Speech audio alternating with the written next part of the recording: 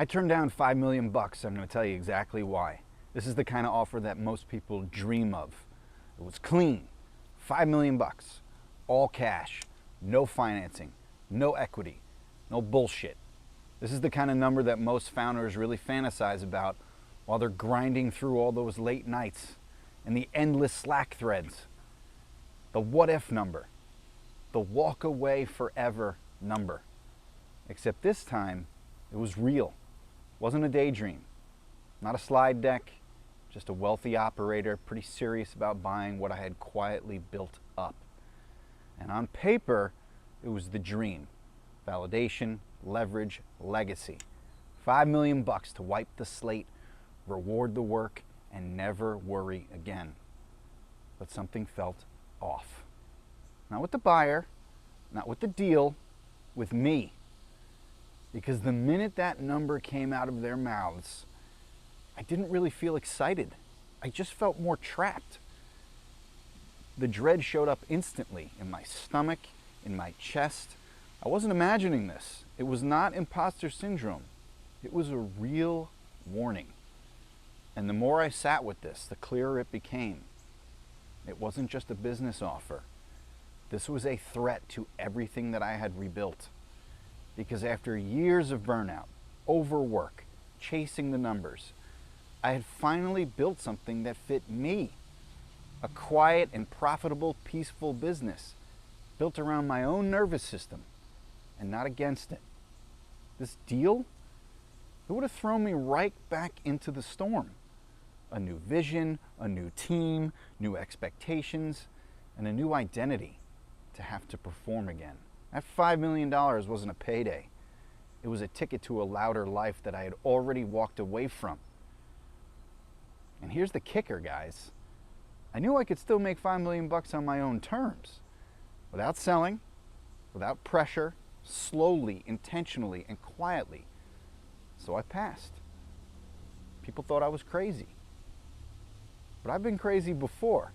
But this time I chose peace. The old game that I refused to replay. Here's what that meant. Years ago, I would have said yes to that money in seconds. Not out of greed, but out of fear. Fear that I wouldn't get another shot.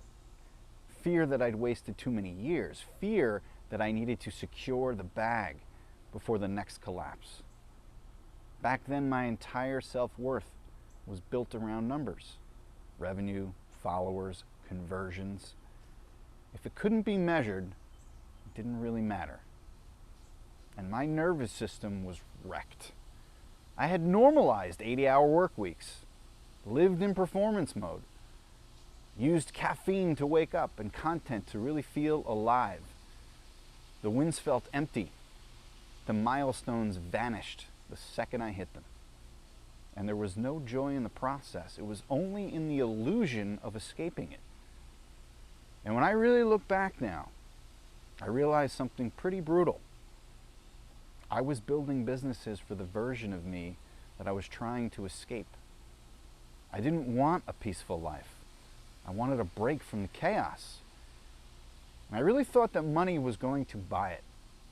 But money just made me worse. It amplified my insecurity. It accelerated my burnout. It forced me to grow faster than I could actually handle, emotionally, physically, and spiritually. Eventually I hit a wall. No more content, no more ambition, no more dopamine. I didn't pivot, I crashed. And in that wreckage, I realized that I'd never really built something for me. Everything had been for survival. Every offer was designed to prove that I was valuable. Every product was a projection of my fear. The $5 million offer, it didn't make me feel any better. It just brought all that back. The adrenaline, the external validation, all those temptations. But this time I caught it. I didn't fall for those performance metrics. I didn't confuse validation with vision. Okay? I remember what I'd sworn to never forget. If the cost of success is yourself, it is not success. Here are the new metrics that actually matter. When I walked away from that offer, I didn't do it to be noble. I did it because I finally knew how to measure real success. Not the likes, not the exits, not 7 figures in MRR, but peace, autonomy, stability, the ability to shut that laptop off at 4 and be present for my kids, fully. The ability to ignore someone's incredible opportunity because it doesn't fit my season. The old game taught me how to perform, but the new one taught me how to feel again. And for the first time in my adult life, I'd started asking different questions, the right ones. Am I sleeping through the night? Am I working with people that I like and respect? Does this business serve my life or does it dominate it? Do I want to keep doing this for the next 10 years? Maybe not. Maybe most importantly, would I still do this even if nobody knew about it? It's pretty hard to describe the freedom that comes with honest answers to these questions. There's a lightness, it's a rhythm, a sense of groundedness. I really started optimizing for something I now call quiet growth. The kind of growth that's rooted in stability, not in spikes. Growth that doesn't blow up my calendar, my health, or my marriage. It's not slower, it's smarter. I began building with constraints. Only take on projects that require less than 4 hours of me per day. Only work with clients who already get it. Only scale offers that feel energetically sustainable, long term. These became my new KPIs, and they changed everything. And ironically, that's when the business became more profitable than ever. Because when your nervous system is intact, okay, you make better decisions. You show up clearer. You're more consistent. You stop flinching every single time somebody says no. I wasn't really chasing anymore. I was leading. And not for applause, but because this was finally mine. So, this is the deal I turned down and why. The $5 million offer. It wasn't just money, it was validation. It was a lifetime of effort being acknowledged by somebody important. It was a fast track exit that really could have changed the optics of every single thing that I'd built. And for a few hours, I seriously considered it. Because it was clean. Because it looked smart. Because everyone around me, they would have nodded and said, well played. But when I stripped away the performance, the truth was loud. This was not aligned with the version of me that I had worked so hard to become. This deal, it meant losing creative control over my brand, operating under someone else's timelines, building again, but from a place of urgency, not clarity, sacrificing my new sacred boundaries in the name of opportunity. And worst of all, I would have been pulled right back into that high stakes, high performance ecosystem that I'd finally escaped. There's this illusion that we fall for, that we can take someone else's money and still play by our own rules. But the truth is, money always comes with strings. Some are obvious, some are invisible, but they are always there.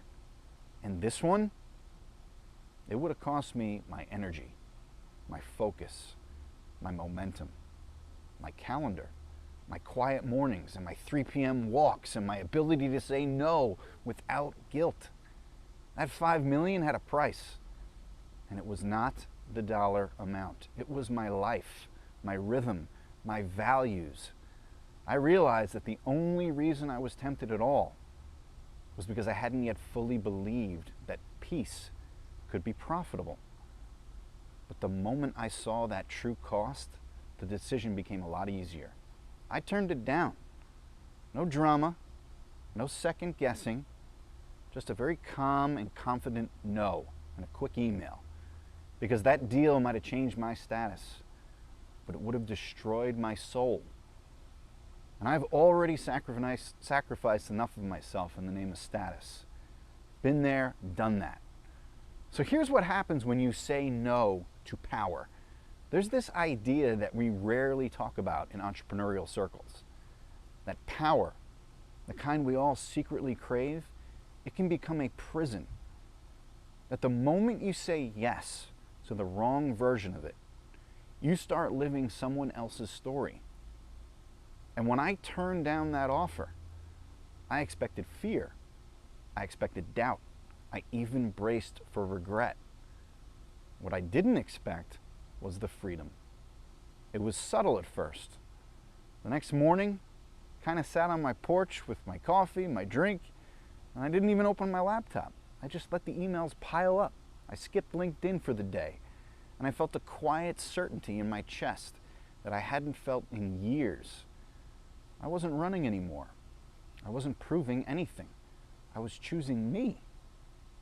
And that is when everything clicked. Saying no to someone else's game, it's not failure. It's the beginning of sovereignty.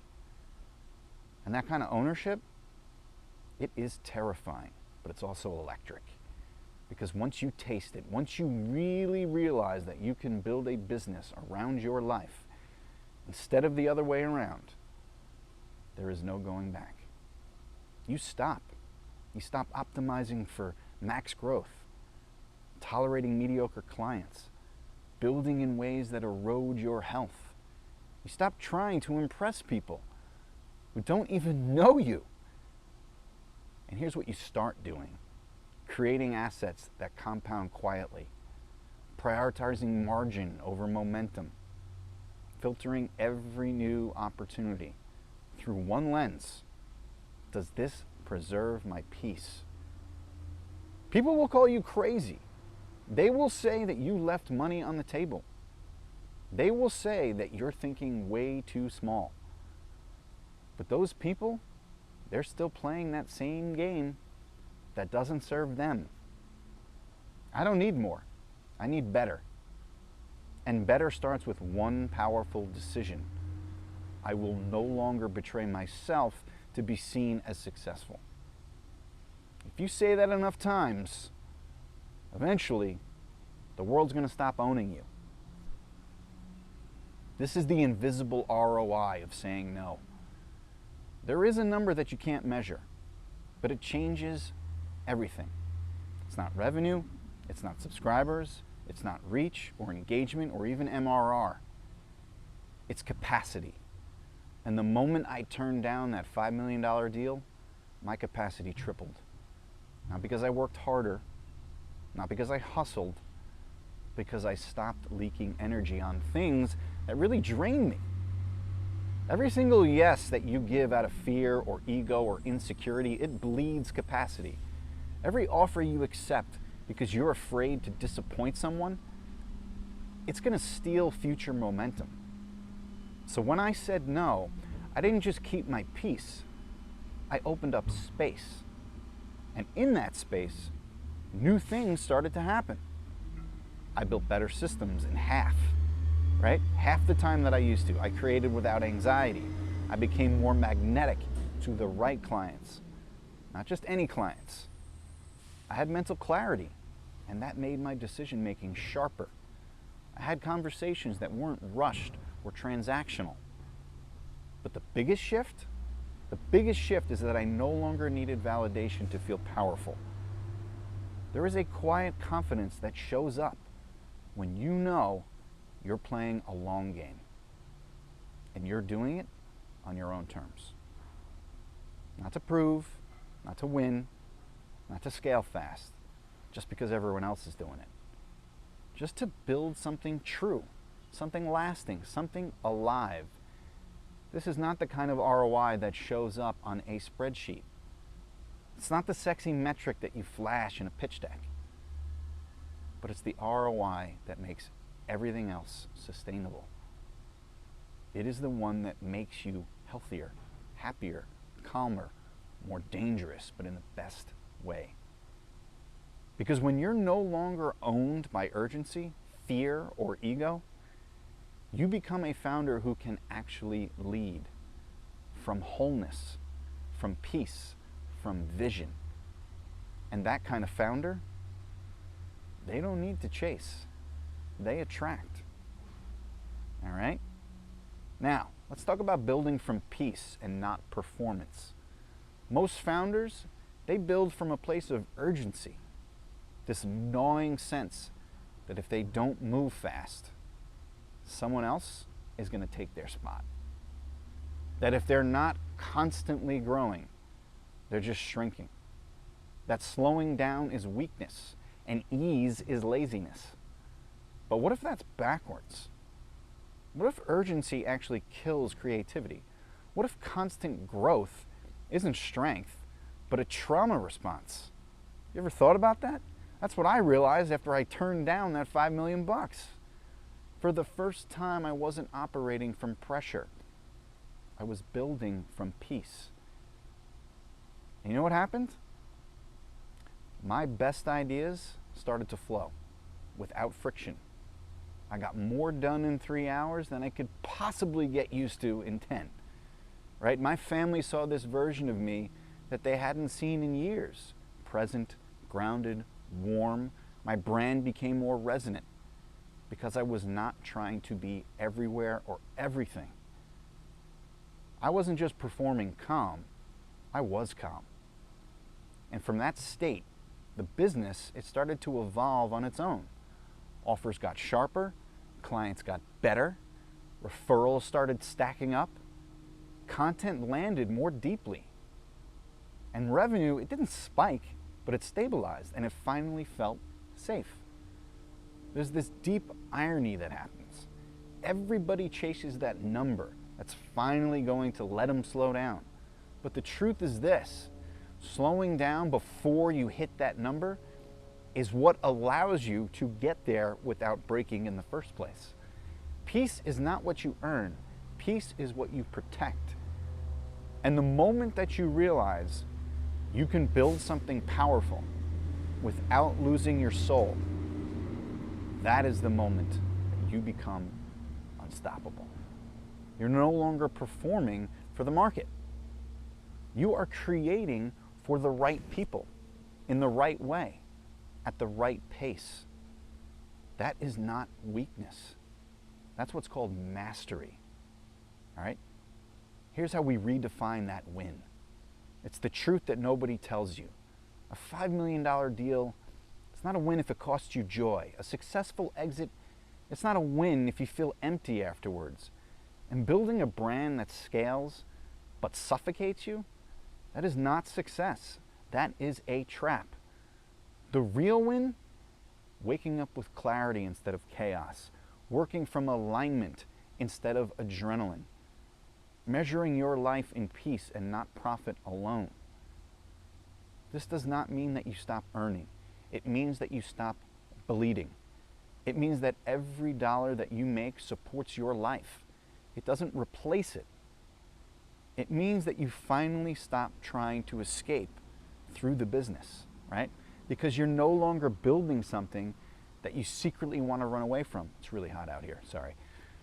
For me, that decision to walk away from $5 million, it wasn't about rejecting ambition. It was about reclaiming power. My calendar is mine again. My time with my family feels sacred. My content is sharper, it's truer, and it's easier to create. My business still grows, but it does so without devouring me. All right? And this is what I've really learned. When you stop making decisions from fear, you start to make the right ones faster, cleaner, stronger.